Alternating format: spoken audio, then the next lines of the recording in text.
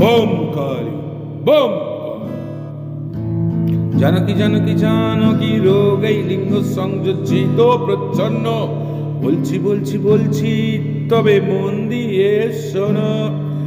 আগে বলি মেয়েকে আক্রান্ত হতে হলে হোমো জাইগাস অবস্থা চাই, অর্থাৎ দুটি এক্স ক্রোমোজোমই আক্রান্ত হবে এই বলে যায়। মেয়ের বাবা মা তবে কি হবে?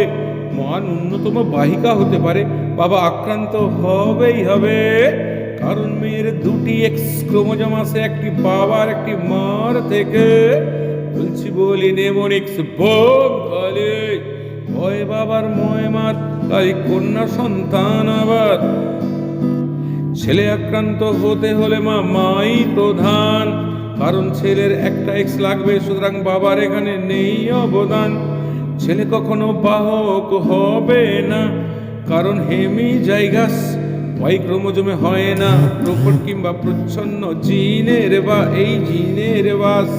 নেমোনিক্সে রয়েছে মাছি খাবো, অর্থাৎ মার এক্স ক্রোমোজোম ছেলেতে যায়, বলা ভালো ছেলে এক্স ক্রোমোজোম মার কাছ থেকেই পায়, মার কাছ থেকেই পায়। কন্যা সন্তান হতে হলে কি হতে হবে? কন্যা সন্তান আক্রান্ত হতে হলে কি হতে হবে? মাকে ন্যূনতম বাহিকা, পিতাকে আক্রান্ত হতেই হবে।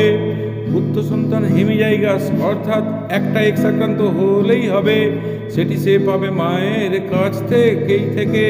সুতরাং হোমোজাইগাসের ব্যাপারটা ছেলেরা ক্ষেত্রে 8%, মেয়েরা 0.4% এই ধরনের রোগে আক্রান্ত হয়।